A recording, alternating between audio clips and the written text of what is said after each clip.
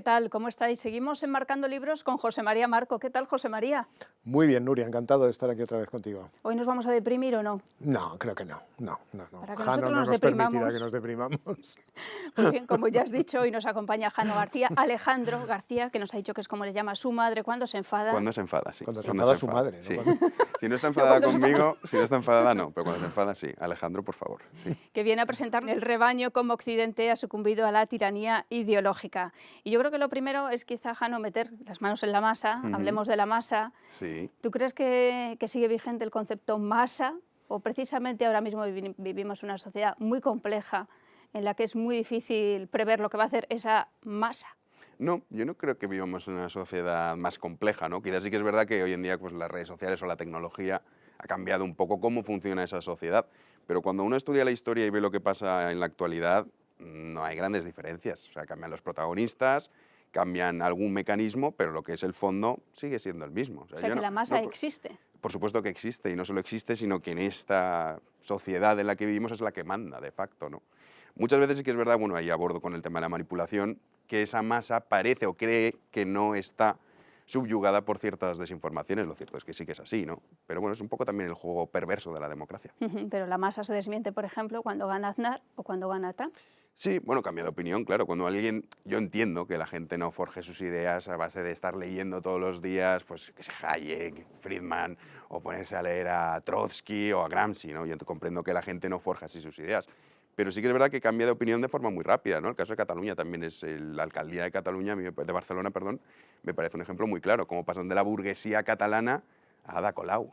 Es en cuestión de 4 años, ¿no? Lo vemos ahora con Andalucía, 40 años de dominio socialista, y ahora aparecen los socialdemócratas del PP a gobernar y van a ganar con mayoría absoluta, o al menos eso dicen los sondeos. Entonces, bueno, eso te demuestra cómo también las tendencias, sobre todo, hacen, y lo que es un poco seguir el pensamiento mayoritario, hacen que la gente y que esa masa circule donde, en cierta medida, los poderosos quieren que circule.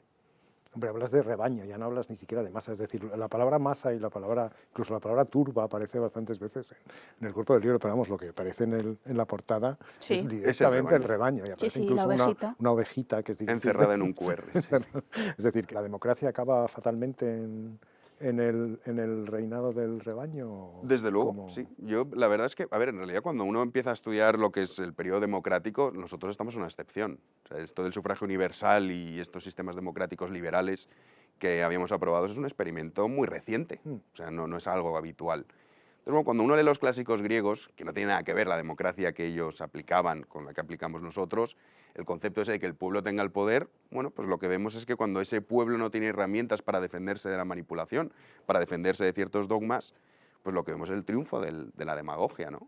Y realmente sí, yo, vamos, todavía estoy estudiando mucho el asunto porque mi próximo libro sí que quiero que se dedique solo a la cuestión democrática, pero sí que empieza uno a ver que realmente esto del sufragio universal, esto de que el rebaño, que la masa tenga el poder, lo que nos lleva al fin y al cabo es en el triunfo de la demagogia. Lo vemos a diario. Solamente hay que ver una campaña electoral. A mí me hace mucha gracia cuando nosotros en Occidente nos reímos de lo que pasaba en Hispanoamérica. Digo, este está medio tonto, o lo que pasa en ciertos países asiáticos, cómo compran el voto.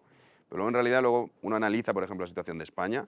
Y dices, bueno, aquí tienes 16 millones de votos cautivos que reciben una nómina pública todos los meses, que son 10 millones de pensionistas, 3 millones de funcionarios, 3 millones de desempleados.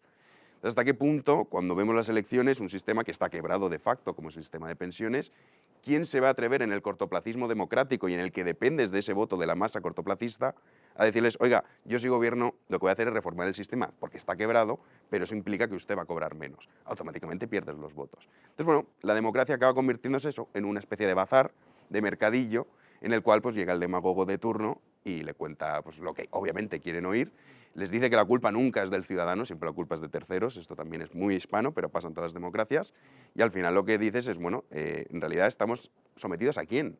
Al voto de la masa que previo el demagogo de turno ha depositado la papeleta X en una urna. Pero hay gurús que ven las corrientes subterráneas en movimiento y lo elevan a masa. O... No, yo eso no lo sé, ahí tampoco me meto a fondo de eso, pero yo sí que veo, o sea, cuando uno analiza, ¿no? Lo que comentaba un poco antes, cuál ha sido el proceso democrático y lo que nos ha llevado. España me parece un ejemplo muy claro, no es el único, pero de las democracias occidentales, por decirlo de alguna manera. Al fin y al cabo, el camino en el que hemos llegado es ese, ¿no? Y realmente a mí me parece que eso es muy preocupante, que estemos subyugados a esa masa o a ese rebaño que es el que quita y pone gobiernos en última instancia. Y en definitiva los que tienen el poder. ¿Pero hay alguna alternativa? Es decir, ¿puedes llegar a imaginar o se puede llegar a pensar que es verosímil alguna alternativa a la democracia en los sistemas en los que vivimos? Fuera de los nuestros, sí, ya hemos visto que sí, pero en Europa Occidental, en Estados Unidos, en los países como los nuestros... Sí, ¿qué podemos hacer? ¿A dónde ¿no? llegas? Sí, yo muchas veces cuando intentas buscar alternativas, sí que es verdad que alguno podría decir, bueno, pues vamos a un sistema, por decirlo de alguna manera, mixto, ¿no? El que exista un rey, por decirlo de alguna forma, que garantice ciertas libertades, ciertos derechos y que luego el pueblo también pueda escoger. Es un poco la línea a la que iba Santo Tomás de Aquino, ¿no? Es bueno, sí, eso puede funcionar, pero hasta qué punto no se puede corromper, porque algunos podrían pensar la epistocracia, ¿no? Como una alternativa que también se ha dado mucho, de que solo los sabios puedan votar. Primero, ¿quién determina que es un sabio? Luego, aparte de ahí, también hay otros conceptos o ideas que dicen, no, solo los que paguen impuestos de forma, digamos, coticen a la seguridad social, para que nos entendamos, son los que pueden votar. Ya, pero es que eso tampoco te garantiza nada. O sea, yo creo que deberíamos ir al fondo. Yo no creo que haya un sistema perfecto. El problema es que yo creo que la democracia nos la han querido vender como un sistema perfecto. Yo creo que la perfección no es una cosa de la tierra. Pero sí que es cierto que necesitamos un pueblo que no esté sometido a eso. Entonces, si me dices, ¿cuál es la alternativa? Eso es lo que estoy estudiando últimamente mucho para ver, intentar vislumbrar si hay alguna posibilidad de salirse de ese sistema. Es muy complicado, sobre todo yo creo que el poder realmente es la hegemonía cultural, que es lo que también explico en el libro, que hablo de una nueva moral para todos. La hegemonía cultural, lo que un pueblo determina si es aceptable o no es aceptable, es en definitiva lo importante. Lo que pasa es que, claro, nosotros hoy en día estamos sometidos a las redes sociales, que ya no son libres, como lo eran desde cuando nacieron en un principio, ya no lo son, a ciertos medios de comunicación, en el caso de España es que es un duopolio informativo que es muy evidente. Entonces, claro, cuando estás constantemente bombardeado por ciertos mensajes, es complicado que la hegemonía cultural pueda cambiar. Pero en definitiva es el verdadero poder. Entonces, bueno, si me dices, ¿qué sistema es el perfecto? Yo no digo que haya otro, o mi alternativa no la sea aún, y lo digo sin ningún pudor. Estoy estudiando en ello a ver si existe alguna. Desde luego que esta no es el sistema tan perfecto que nos habían vendido. Entonces yo creo que eso también hay que denunciarlo en el sentido de muchas veces cuando escuchamos a ciertos políticos o intelectuales decir, no, el sistema democrático, como si todo lo que pase en democracia o se apruebe en un sistema democrático vale, pues hombre, yo digo que no. Rotundamente no. Y me da igual que sea aprobado por el 99% de la población. Creo que hay algo que debéis conservar todo este tipo de cosas y en esta pandemia lo hemos visto, ¿no? En estos 2 últimos años. Han sido auténticos ataques a la libertad constantemente. En la actualidad lo seguimos viendo. Y como es un sistema democrático, lo aprueba un parlamento democrático, no pasa nada. Hombre, yo creo que hay ciertas cosas que están por encima de lo que apruebe un parlamento y por encima de lo que apruebe una ley. Históricamente es verdad que periodistas o intelectuales siempre han sido conscientes de que su mundo se iba al garete y venía un cambio y había crisis. No sé si te has planteado eso a la hora de escribir el libro. Es decir, no estoy yo dentro de esa tendencia histórica de que los intelectuales siempre ven que esto se acaba. En cambio viene lo nuevo, lo vamos Sí, a ¿no? analizar, el signo de los pesimismo tiempos. propio del intelectual. No, o sea, yo creo que es verdad que estamos en crisis, es una evidencia, ¿no? Podemos decir Pero que ¿cuándo estamos... no? Sí, bueno, a ver, yo nací en el 89, entonces yo recuerdo el mundo de los 90, lo recuerdo bastante bien, me parecía maravilloso el mundo de los 90, finales de los 90, principios de los 2000. Es verdad que luego yo, en mi generación, pues hemos vivido la crisis financiera, luego posteriormente hemos vivido ahora pues la pandemia, ¿no? Pero sí que es verdad que yo diría que estamos en crisis, pero yo no diría que es una crisis, no del sistema per se, sino una crisis de valores. O sea, a mí me preocupa mucho más eso que el sistema. Yo no creo que el problema se vaya a solucionar, como algunos dicen, hay que reformar la Constitución, o si tenemos un rey o no lo tenemos, eso no va a cambiar absolutamente nada. Yo creo que en mi generación, en la que yo me incluyo, que hemos nacido con todos los derechos y libertades adquiridas, que hemos tenido problemas reales y que incluso esta pandemia, si yo hablo con mi abuela, que vivió la guerra civil, que luego vivió la posguerra y que luego ha vivido durante tantos años muchas cosas infinitamente peores que esto, no creo que sea una gran crisis. El problema yo creo que es una crisis de valores, una crisis moral que es mucho más preocupante, porque claro, si fuese un sistema, dices, bueno, consiste en cambiar esto y ya lo tenemos todo solucionado. No, esto es una crisis mucho más profunda y mucho más difícil de cambiar, ¿no? Porque claro, son tendencias y dinámicas que no son fáciles de revertir. Pero realmente yo creo que en Occidente estamos en crisis, es una evidencia, en nuestro modelo se agota, por decirlo así. La globalización, que ha traído cosas muy positivas, también nos ha traído pues, que el mundo, ahora nosotros no competimos contra los franceses ni contra los portugueses, compites contra China, compites contra países del sudeste asiático que vienen muy fuertes, y realmente, bueno, esto es algo que nos tenemos que enfrentar a ese desafío. El problema está en que nosotros queremos, y es algo muy propio de Europa, nos creemos el centro del mundo, y que el mundo gira en torno a nosotros, y no es verdad. O sea, ya no es verdad. Lo fue en su momento, pero ya no lo es. Entonces, bueno, yo creo que la crisis moral y de valores es mucho más preocupante, desde luego, que cualquier crisis de un sistema que, al fin y al cabo, ojalá todo fuese solucionar cambiando la Constitución ciertos artículos o reformando ciertas leyes. Yo creo que no, que la cuestión es mucho más profunda. Y lo vinculas a la referencia católica, por ejemplo, de la tela de araña que nos unía como españoles Eran, sí, era los valores, los valores morales católicos, que realmente sí que están en crisis, y entonces al dejar eso... Sí, sí, yo comento en los valores cristianos, por decirlo, para no enfocaros quizás en los católicos, sí que es verdad que están en decadencia. Y sí que es verdad que esa tela de araña, y cuando hablo de valores cristianos no hablo necesariamente de ser creyente, porque mucha gente dice, no, es que yo no creo en Dios, da igual, o sea, no es necesario que creas o no creas, o ya cada uno creerá en lo que le parezca oportuno, sino por esos valores de respeto al prójimo, la tolerancia bien entendida, la educación, el esfuerzo, el trabajo, valorar al hombre por su trabajo, por su libertad, es verdad que eso se ha perdido. Y vivimos una época, una especie de época nihilista en el cual, bueno, no existen verdades, o nos quieren hacer creer que no existen ciertas verdades, que sí que existen, luego habrá otras que pueden ser discutibles, pero hay algunas que son claras y evidentes, y una época en la que se ha perdido un poco esa percepción del esfuerzo y del sacrificio, ¿no? Entonces, bueno, la situación pues es la que tenemos, o sea, no debería sorprendernos. Uno, cuando hace una radiografía de los últimos años hasta donde hemos llegado, es lógico que estemos aquí. O sea, lo que sería, digamos, inexplicable es que con todo lo que hemos estado haciendo, las políticas que se han ido adoptando, votadas por el pueblo a través de las urnas, estuviésemos en una situación mejor. Es lógico que tengamos el déficit público que tenemos, es lógico que tengamos la deuda pública, las tasas de desempleo, todo eso es lógico, porque nosotros, y repito, mi generación, hemos nacido ya creyendo que tenemos derechos adquiridos por el mero hecho de nacer y que nos lo deben todo, y no es así. Entonces, bueno, es como digo, un problema de conceptos, de valores que se han perdido y que desembocan en esto.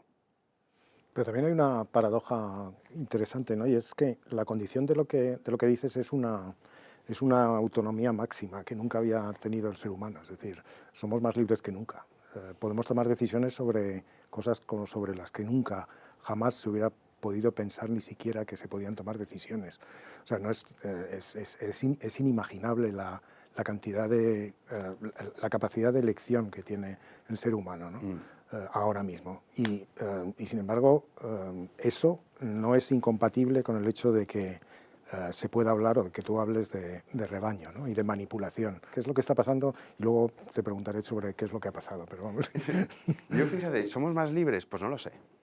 O sea, es decir, ¿hasta qué punto una persona es libre cuando en nuestro dispositivo móvil, conforme lo abrimos, tenemos una serie de algoritmos que nos conocen perfectamente y que nos envían los mensajes según nuestra forma de pensar, nuestros miedos, y esto está muy estudiado, sobre todo bueno, incluso hasta Facebook lo ha reconocido en numerosas ocasiones, o Instagram? O sea, ¿hasta qué punto somos libres? Cuando yo accedo a la información, se supone que sí, a priori, es verdad, estoy entrando en un mundo en el cual, oye, tengo mi acceso desde el periódico oficial del Partido Comunista Chino hasta el periódico más libertario que exista en el planeta. Pero realmente, ¿cuántos ciudadanos vamos a ver qué dice el Partido Comunista Chino o a ver qué dice otro? ¿O realmente cuántos estamos autoconfirmando nuestro sesgo a través de esos algoritmos? Entonces, yo no sé hasta qué punto somos más libres. Quizá creemos o tenemos esa posibilidad, pero las formas en las que la tecnología se utiliza a día de hoy, el caso de las elecciones de Estados Unidos con el escándalo de Donald Trump de Cambridge Analytica, cómo tiene esa capacidad de manipularnos sin que nosotros seamos conscientes de ello, ¿no? Netflix también parece un ejemplo maravilloso. Yo el otro día vi un documental en Netflix sobre el cambio climático de David Attenborough, que es un fenómeno, no lo vamos a discutir, y era impresionante, yo conforme lo iba viendo, cómo los mensajes que quieren que tú recibas iban en línea, ¿no? Contra la energía nuclear, esto se acaba, la culpa es nuestra, blanco occidental, que te estás portando muy mal. O sea, era un mensaje constante de imágenes preciosas de la naturaleza, luego te enseñaban, el documental acababa en Chernóbil, diciendo, fíjate, ni siquiera te plantees que la energía nuclear puede ser una alternativa a lo eco-friendly. Eso lo inventó Kubrick, ¿no? En La naranja mecánica. Sí, bueno, pero realmente es curioso porque dices, somos libres, vale, tenemos acceso a Netflix, podemos ver un documental, podemos ver lo que tú quieras, sí, pero ¿cuántos documentales ves que digan lo contrario? O sea, ¿hasta qué punto, y David Attenborough o cualquier persona que vea Netflix o que le interese esa temática, seguro que ve ese documental? Entonces yo no diría que somos más libres, al revés, yo creo que nos ha esclavizado un poco la tecnología. Yo lo reconozco, yo el primero. O sea, yo me quedo sin batería en el teléfono móvil y me vuelvo a casa, porque lo necesito para todo, para trabajar, para informarme, para saber qué está pasando en el mundo. Entonces yo no sé, es cierto que a priori sí, podríamos esa libertad ejercerla para realmente, pues bueno, descubrir un poco si lo que nos están contando es verdad, es mentira, pero ¿cuánta gente entra a leer los informes de la OCDE? ¿Cuánta gente entra a leer esta pandemia? Yo me quedaba fascinado cuando hablaba o debatías con personas. Oye, pero ¿tú te has leído algún informe en algún momento? Hay gente que en 2 años no ha leído ni un dichoso informe y aún así opina. Y opina con una solvencia que dices, bueno, o sea, parece que, es una especie, que estás tan seguro de ello. ¿Cómo estás tan seguro? Porque lo que has recibido dentro de esa libertad a través de tu dispositivo móvil. Yo no diría que somos tan libres. Entonces lo que se ha producido es una perversión de una idea de libertad que empezó en los años 70. Pienso en tu maestro Escotado, ¿no? Que Él sí que era libre. Claro, pero es que Escotado pertenece a una generación que rompió muy voluntariamente con un mundo en el que existían lo que antes Nuria sugería, ¿no? Que eran consensos morales, ¿no? Y efectivamente la gente era menos libre y al mismo tiempo había una cierta capacidad para convivir de una manera que ahora mismo es inconcebible, ¿no? Entonces, eso se rompió, lo rompieron Escotado y su generación, a la que creo que pertenezco un poco más joven, pero hice todo lo posible para romper aquello, de lo cual no sé si estoy muy convencido ahora, ¿no? Pero bueno. Y la libertad es indudable que se dio un salto gigantesco en la libertad personal, en la capacidad con las relaciones, en los viajes, en las relaciones con los demás, en el sexo, en el amor, en la familia, en todo. Es un salto gigantesco. Y sin embargo esto ha acabado en otra historia, ¿no? ¿Y qué es lo que ha pasado? ¿Qué es lo que tú piensas? Pues ¿Qué es lo que diría Escotado de esto? Capilla, ¿no? ¿Qué es lo que dice Escotado? Que prologa tu libro, por cierto. De esta evolución. Yo con Escotado hablaba mucho de eso, decía, pero ¿cómo puede ser? ¿No es incomprensible a priori que dices lo que comentabas? Oye, tienes un dispositivo, tienes acceso a todo el conocimiento que ha tenido el ser humano, está ahí en ese dispositivo. Si sabes buscar y si sabes qué es lo que es importante, vas a poder encontrar respuestas a todas tus dudas. Pero sin embargo, como en esta época de la inmediatez y del cortoplacismo, muy ligado a lo que comentaba antes con la democracia, nosotros no hacemos eso. Es decir, preferimos estar en Instagram o estar en Twitter insultando al prójimo o estar en Facebook o estar un poco buscando las noticias que aceptan ya nuestro sesgo. Entonces, claro, realmente dices, bueno, o sea, el concepto de libertad que tenemos nosotros, ¿hasta qué punto puedes ser libre cuando tienes miedo de decir ciertas cosas? La autocensura, por ejemplo. Si no hay una ley que te diga, no, oiga, usted esto no lo puede decir. Ya, pero sabes que si dices ciertos mensajes, automáticamente, y esto le pasó a Antonio Escotado en su momento, a ti y a mucha gente que estabais ahí, que cuando decíais ciertos mensajes, automáticamente eres un linchamiento público. Porque fíjate, este hombre está loco lo que está diciendo. ¿Cómo se atreve ni siquiera a opinar de esa forma? Eso pasa en la actualidad. Entonces, esta capilla de moralistas que han venido en estos últimos años, los ofendiditos, por decirlo de alguna manera, profesionales, que cualquier mensaje que no sea el oficial, automáticamente ya eres tachado y linchado por todos estos que te dicen, no, solo hay una forma de pensar, solo hay una forma de vivir, solo hay una forma de ver la vida. Incluso es que, o sea, se dan cosas tan, yo diría graciosas, sería gracioso si no fuesen que mandasen, pero, por ejemplo, vemos ahora con el movimiento feminista, ¿no? El movimiento feminista hace unos días te decían que no, que enseñar los pechos cosificaba a la mujer, ahora no. Dice que no, que es un símbolo de libertad y que le da miedo a los hombres. Pero es la propia incoherencia de la izquierda. Sí, pero es una incoherencia de la izquierda que si fuese solo la izquierda, bien, pero es que también la ha comprado la derecha. O sea, el problema de fondo es que no existe una posición real. Ahora sí, con esto en el capítulo... ¿Alguien de PP ha dicho tetas en algún sitio? Que no lo he escuchado, ¿eh? No, pero el Partido Popular compra todo. Compra el rollo feminista, compra el rollo del cambio climático, o sea, compra todos los dogmas de nuestro tiempo, lo compra. Sí, de principio Madrid a Central, fin. Sí. Todo. Sí. Entonces, claro, ahora es verdad que es lo que llamo yo el nuevo hogar de los subversivos, ¿no? De esta gente que yo llamaría nacionalistas, porque creo que es mucho más adecuado que no decir ultraderecha, porque, por ejemplo, el otro día estaba Abascal con Le Pen, y uno ve el programa económico de Vox y el de Frente Nacional y no tienen nada que ver. Entonces, bueno, ¿cómo podéis estar juntos, no? Y en realidad ese nuevo movimiento que surge, quizás es un movimiento que yo no creo que sea la solución, pero sí que es un movimiento que dice, oye, yo me rebelo contra estas imposiciones que me están haciendo esta capilla de moralistas que decía antes, que nos están quitando libertades y que se consideren delitos de odio ir el móvil a tu novia o preguntarle qué es lo que ha hecho esta noche. O sea, es que estamos en esa dinámica. Luego también es un círculo muy vicioso, muy perverso el círculo vicioso de decir, mira, vamos a considerar delitos lo que antes no era, de esa forma cada vez decimos que todavía necesitamos más dinero, que necesitamos todavía estar presentes porque, fíjate, siguen aumentando. Hombre, claro, si ya consideras delito de odio cualquier cosa, es evidente que van a aumentar. Entonces yo creo que esta capilla de moralistas es la que principalmente se ha encargado, estos nuevos puritanos, por decirlo de alguna manera, de que esa libertad, yo la disfruté, yo la recuerdo, cada vez sea menor. Yo siempre lo digo, yo cada vez que cumplo años me siento menos libre. Porque cada vez hay temas tabús que no puedo tocar, que hay ciertos temas que aunque los pueda tocar, los pueda decir, porque no hay una ley que me dice, no, usted no puede opinar sobre esta cuestión. Ya, pero si yo digo mi opinión, voy a sufrir un linchamiento mediático. Y mucha gente se autocensura. Y dice, no, yo paso. O sea, yo a mí que no me metan en ese follón. La pandemia es un ejemplo muy claro. Ahora, por suerte, por ejemplo, hay mucha más gente que está en contra del certificado COVID. Pero hace 6 meses, todo el mundo estaba a favor. Pero como la mayoría estaba vacunada, pues dices, bueno, he visto un 8% que no están vacunados, todo el mundo defendía el pasaporte COVID. Y aunque esté vacunado todo el mundo y aunque todo el mundo esté a favor de eso, si tú de verdad crees en la libertad, no puedes defender el pasaporte COVID. Ya, bueno, pero es que en España se votó a la OTAN. OTAN sí. Quiero decir, es que la historia se repite, Jano. Sí, totalmente. Sí, por eso digo que nosotros no somos nada especiales. A mí me hace cuando la gente se ríe de nuestros antepasados o de ese viejo mundo que queremos aniquilar, como si nosotros fuésemos más inteligentes que nadie. No, no somos más inteligentes. Al contrario, de hecho somos más tontos aún, porque como decía bien Marcos, dice, oye, con todo el acceso a la información que tienes ahora, porque antes podrías decirme, no, es que la información costaba mucho dinero, solo los ricos tenían acceso a ella, o la educación, había gente analfabeta, hoy en día no. O sea, hoy no tienes excusa, hoy no tienes la excusa de decir, no, es que yo he nacido en un pueblecito de Huelva y entonces, claro, me tuve que dedicar al campo. No, no, no. O sea, tú si quieres saber, puedes. Otra cosa es que no te interese y que prefieras, pues eso, lo que decía, estar pues buscando a ver cómo confirmo ya mi sesgo previamente a través de los algoritmos que se dedican a eso. O sea, si es que si tú no haces el esfuerzo por ver opiniones contrarias, no las lees, no las ves. Entonces, bueno, es una realidad. Sí que es verdad que es algo positivo en este mundo menos libre, según tú, Jano, por ejemplo, pues que Rayo tenga, no sé, decenas de miles de seguidores, que tú tengas un periódico digital, tengas un canal de YouTube, que incluso, pues eso, a lo mejor gente que de la línea más liberal, ya no te digo más de derechas o más de izquierdas, porque es verdad que yo creo que ya son conceptos que han caído totalmente en desuso, pero estáis ahí y os ve muchísima gente. Que eso antes, y es verdad, es que no sucedía, era impensable, siempre el profesor Bastos lo dice, si a mis clases venían 2, pero ¿qué hace esto lleno de alumnos y muy jóvenes liberales? ¿No? Que a veces somos demasiado, creo yo, catastrofistas. No, yo al revés. De hecho, en la creo universidad que no te digo que no, y más en Estados Unidos, que es verdad que ahí es, bueno, es que es lamentable, la cuna de la posmodernidad, sí. Pero no, yo no soy pesimista, al revés. O sea, creo que este sistema va a acabar, pero principalmente, y esto también es otro tema, porque va en contra de la naturaleza humana. Es decir, estamos negando la naturaleza del ser humano constantemente. ¿No quiere más Estado la naturaleza humana? ¿Estás seguro? Yo creo que no.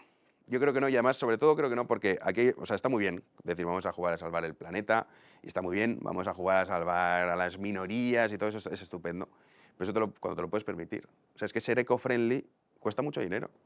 No todo el mundo se lo puede permitir. O sea, ser eco-friendly está al alcance del que se puede cambiar el coche cada 2x3, porque ahora en Madrid Central quieres circular, vale, bien, si tienes dinero puedes. El que no puede cambiarse el coche no se puede permitir ser eco-friendly. Entonces, bueno, cuando las necesidades básicas, que es verdad que están cubiertas, pero ya no tan cubiertas como lo estaban antes, ahí obviamente la gente dice, oye, es que esto ya no es mi prioridad.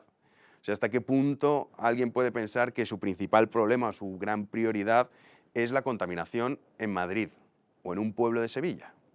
Pero nosotros estamos en Madrid, que es verdad que es la capital, pero alrededor de España, que además España es un país con muchos pueblecitos, ciudades muy pequeñas. ¿De verdad creen que alguien que está enormemente preocupado por la contaminación? No, evidentemente no. Esto obedece también a una impostura, que la sociedad también, esto lo vimos con el movimiento Black Lives Matter. En cuanto nos dijeron, te tienes que preocupar muchísimo por la vida de los negros, salió todo el mundo. Estaban los cantantes, los actores, los futbolistas, los influencers, todos preocupadísimos por la vida de los negros. Y dices, oiga, usted esto me lo está contando con un... sí, es una impostura. La impostura ética, no esta, pero me lo estás contando con un dispositivo... Sí, de rodillas, con un dispositivo móvil que tiene coltán, que es extraído por los niños esclavizados de África y que se mueren decenas todos los años. Entonces, bueno, esta hipocresía en la que también se cimenta la logocracia, que yo denomino, realmente esto tiene un fin, o sea, no puedes estirarlo más. De hecho, vemos como cada vez lo quieren estirar todavía más con mayores estupideces e intentando crearnos problemas que no son tales o preocupaciones que no lo son. Entonces, que acabas de hablar de alogocracia. Que es una palabra impronunciable, por cierto. Sí. Buen hallazgo, buen hallazgo. Si es alogócrata ya no te quiero ni contar, ¿no? Pero la palabra tiene una historia. ¿Puedes explicarla de dónde viene? Porque es un término importante. Bueno, lo podemos definir como el gobierno de los desprovistos de razón y lógica, y yo creo que es en lo que estamos. Por ejemplo, la crisis con Ucrania. Me hace... Cuando veo estas cosas, digo, es que, joder, no creo que esté equivocado en lo que es el diagnóstico, ¿no? No, vosotros estamos en contra de Rusia y vamos a ir a por los rusos, pero a su vez, como nuestras políticas energéticas han sido tan inteligentes, dependemos del gas ruso. Y vas a ver, oiga, o sea, ¿usted es tonto? Entonces lo que puedes pensar es, sí, evidentemente, porque claro, usted me está diciendo, no, vamos a ser más eco-friendly que nadie, pero a su vez nosotros vamos a cerrar el gas que tenemos, o lo que podríamos obtenerlo aquí en Europa, y lo vamos a importar de Vladimir Putin. Y luego a su vez vamos a ir en contra de Putin.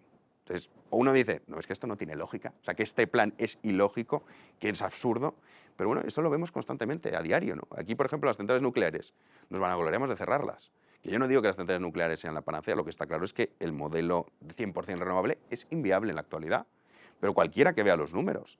Entonces, estos resultados que tenemos obedecen al gobierno de que actúa sin razón y que los sentimientos prevalecen sobre ello. Entonces, claro, queda mucho mejor decir, no, yo voy a salvar el planeta, que además es algo que a mí me hace mucha gracia, creer que nosotros somos, como decía antes, el centro del universo y que de verdad el señor que vive en un pueblo de Cáceres o el que vive en un pueblo de Lugo, de verdad él tiene el poder y la capacidad de salvar el planeta. Me parece fascinante que le otorgamos esa capacidad al ser humano. Es decir, no, yo tengo la capacidad de salvar el planeta. ¿Usted qué va a tener capacidad de salvar el planeta? Pero bueno, eso es un poco lo que el cambio climático me parece, y la cuestión climática, un gran ejemplo de la forma de gobierno de la logocracia, ¿no? También la pandemia. Lo que pasa es que yo cuando acabé el libro todavía el tema del pasaporte COVID y eso no estaba. Pero también lo vemos, ¿no? O sea, muchos ciudadanos han dicho, no, yo voy a salvar a los demás, o estos expertos que vemos en televisión constantemente, que por cierto, igual que los del cambio climático, nunca aciertan con sus predicciones, son los que, no sé, se erigen como los salvadores de la humanidad. Y dicen, no, estas son las políticas que hay que adoptar para salvar a los ciudadanos. Y luego uno ve los resultados y dice, oiga, pues es que esto de las restricciones, que tanto defendía usted, resulta que no, que está usted equivocado. Con independencia de cuál sea la solución, porque puede haber muchas soluciones, ¿no crees que hemos entrado en una etapa que en algunos sitios se llama el antropoceno y todas estas historias? Es decir, en las que es el principio de la libertad llevado al final, ¿no? Es decir, la humanidad depende ya de sí misma. Es decir, estamos en un momento en el que no ya el cambio climático, que sea catastrófico, que deje de serlo, eso ya lo veremos, ¿no? Pero que ya son decisiones humanas las que determinan la supervivencia de la humanidad, cosa que hasta ahora era desconocida, excepto en términos bélicos, ¿no? De la bomba atómica. Pero eso es otra cosa, ahora ya estamos en otro sitio. Hay gente que habla de una etapa postnatural, ya la naturaleza ya no existe. Eso ya son conceptos creo que acabados, ¿no crees? No, en absoluto. O sea, la naturaleza... No la naturaleza de las hablo cosas, de un planteamiento sobre el que me interesa saber lo que piensas, ¿no? Sí, no, por supuesto que no. O sea, hay cosas que son... La naturaleza de las cosas es la que es. Y eso no lo puedes variar. Lo puedes intentar deformar, puedes negarlo, puedes ir en contra de ella, pero al final te va a ganar, porque es la naturaleza propia de las cosas. Bueno, no hablo exactamente de la naturaleza como un término metafísico, sino de la naturaleza como la creencia de que existe algo natural. Y nosotros ya vivimos en un mundo en el que lo natural, en ese sentido, ya no existe lo natural. Vivimos en un mundo completamente artificial en todos los sentidos. Sí, en todos los sentidos, totalmente. Pero eso como atenta contra la naturaleza del ser humano, porque atenta contra eso, esa irrealidad virtual en la que nosotros podemos estar viviendo o en la que quieren que vivamos, es que es imposible que perdure. Entonces, yo eso sí que creo que, al revés, yo soy optimista. O sea, este sistema no puede durar, es inviable. Ahora, sí que me preocupa que esto pueda acabar desencadenando una especie de revolución dentro de esa masa que de repente ya no aguanta más, porque es verdad que tiene mucho aguante, pero cuando deja de tenerlo, pues produce monstruos que son preocupantes, ¿no? Entonces eso sí que me preocupa, y eso quizá podríamos compararlo con el periodo de entreguerras, el principio del siglo XX en Europa, fue un ejemplo muy claro. De ese sistema que habíamos tenido, todo el mundo sabía que iba a acabar, pero la solución, o digamos la alternativa, fue bastante peor. Que luego, después de la Segunda Guerra Mundial, es verdad que ya nos reconciliamos un poco con la lógica, ¿no? Pero yo tengo clarísimo que este sistema no puede permanecer, porque va en contra de la naturaleza del ser humano. ¿Ves un movimiento, ya sea conservador o liberal, pero que tenga la voluntad de elaborar alternativas a lo que vivimos y que esté fraguándose ahora mismo, de la cual tú, por ejemplo, y tu trabajo, ¿no? En Internet y todo esto serían un ejemplo? Bueno, yo no soy ejemplo, digamos, de alternativa, pero que participas en ese movimiento de alternativo que hasta hace unos años no aparecía, o aparecía de otra manera. Aparecía en términos más políticos, ahora aparece en otros términos. Sí, eso es verdad. Sí, eso es cierto. Yo diría, a mí me gustaría que la alternativa existiese una alternativa liberal, pero liberal auténtica. Lo que pasa es que eso no se da, no está. ¿Cuáles son la alternativa, o digamos, lo que choca contra ese modelo o lo que está erosionando ese modelo desde dentro? Es lo que yo defino el nuevo hogar de los subversivos, que son los partidos nacionalistas, que son los que ahora mismo están recogiendo ese voto muy transversal, cuando uno analiza los datos, en todos los países occidentales que están en contra de estas políticas. O sea, de esa persona trabajadora que dice, oiga, ahora como que yo no puedo entrar a trabajar a Madrid con mi furgoneta. ¿Por qué? O sea, que es que las políticas, como decía antes, van en contra de los que tienen menos poder adquisitivo. El pijo progre le da igual. Pues a mí mañana me tengo que comprar un coche eléctrico, me lo compro, papá me lo comprará, pero el trabajador no. De estas personas que sufren la inmigración ilegal en sus barrios. O sea, la gente con mucho poder adquisitivo no lo sufre el que tiene menos poder adquisitivo. Entonces es verdad que ahí se está articulando, y a mí no me gustaría porque yo no soy nacionalista ni creo en los nacionalismos, pero es verdad que son los que están recogiendo, digamos, ese rechazo de todas partes, de todo tipo de clases sociales, contra este sistema.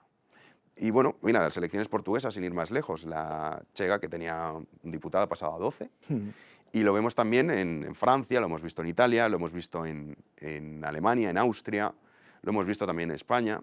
Y yo no creo que esos partidos, algunos intentan hacer la visión de, bueno, estos ya caerán. No, no caerán. O sea, no es una cuestión de que cuando vuelva a gobernar los demócratas, no, porque es que no es una alternativa real. O sea, Partido Socialista y Partido Popular, en el fondo del asunto, no cambian. A mí me da igual que bajes los impuestos de sociedades, en vez del 15 vale el 14. Y el IRPF en vez del 52 al 51 al tipo máximo. Eso no cambia un modelo de país. Entonces, sí que es verdad que estos partidos están recogiendo eso. Repito, yo no creo que sea la alternativa, porque a mí me parece que los nacionalismos nunca son la alternativa. Y luego sí que es verdad que dentro de esos nacionalistas hay muchas diferencias. O sea, no podemos hablar que Vox y el Frente Nacional son lo mismo, porque no lo son, tienen enormes diferencias.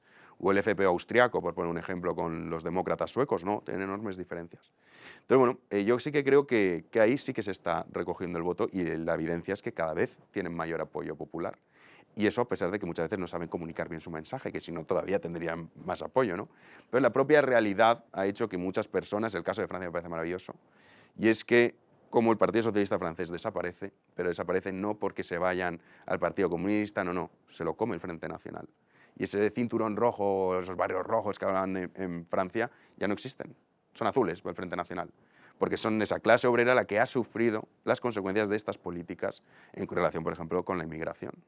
Entonces, bueno, yo sí que creo que ahí es donde se está recogiendo el voto protesta, por decirlo de alguna manera.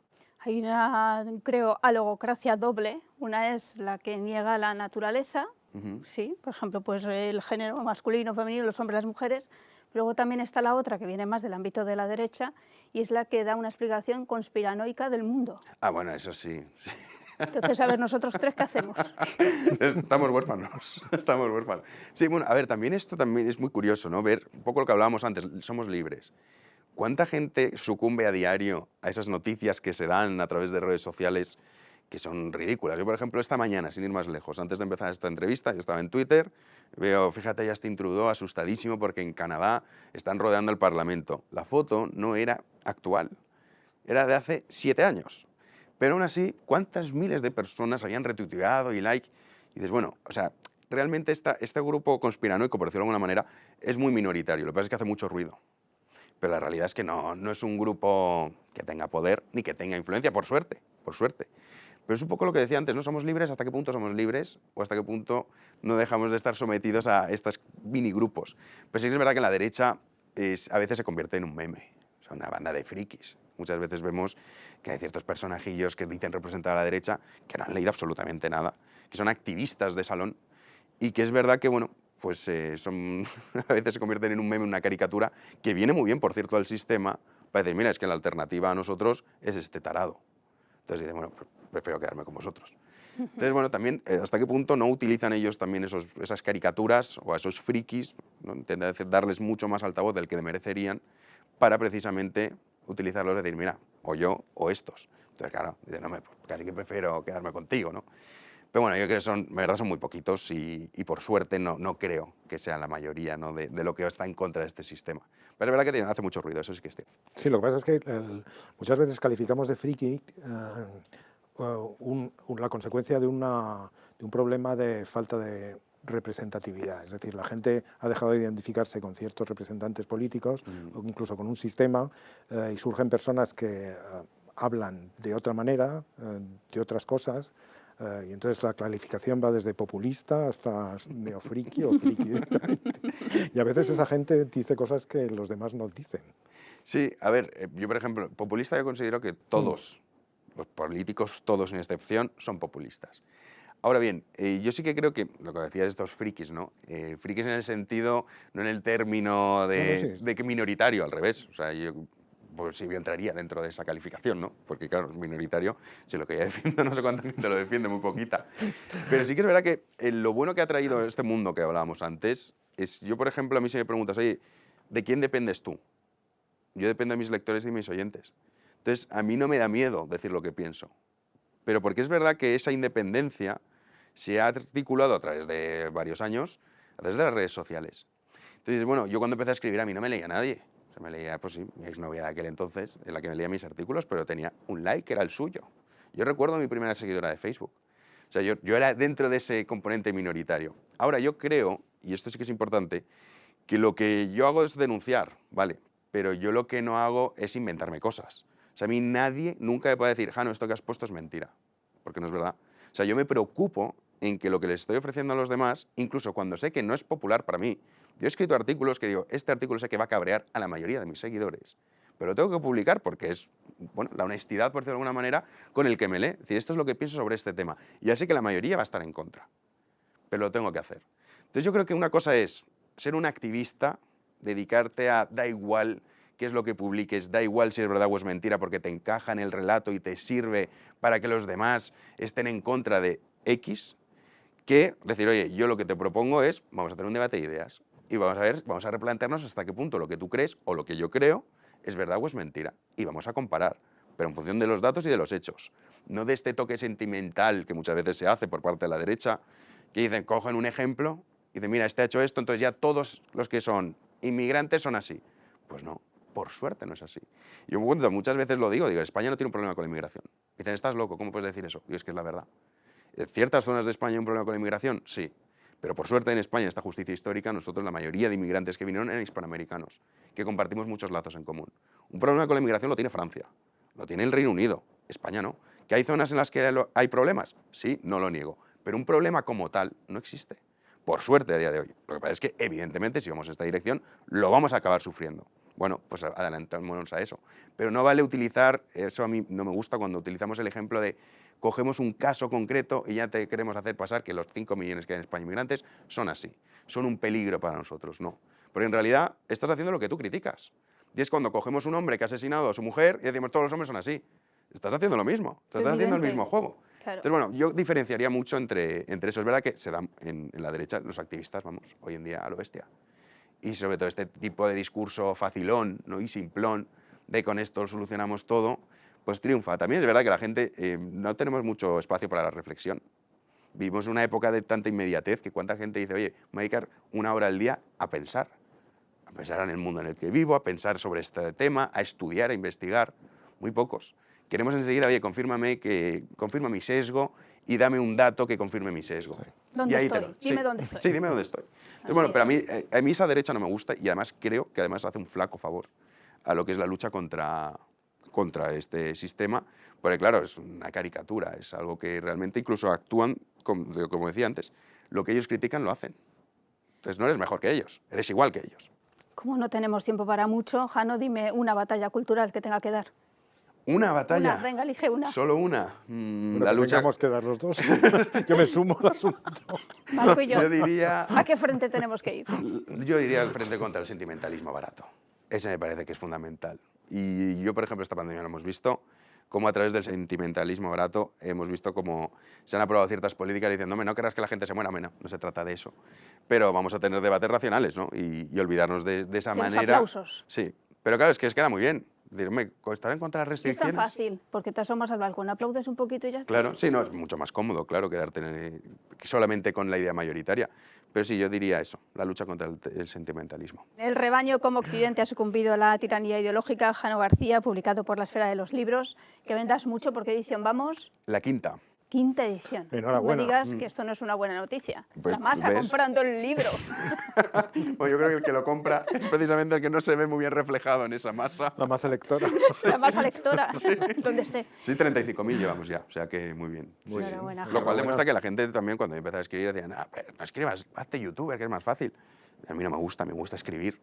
Y demuestra que es, bueno, pues si escribes algo interesante, pues la gente está dispuesta a leerlo. O sea que muchas veces somos muy pesimistas, ¿eh? Eso yo en el libro acabo con un alegato optimista de este sistema, es que va a acabar.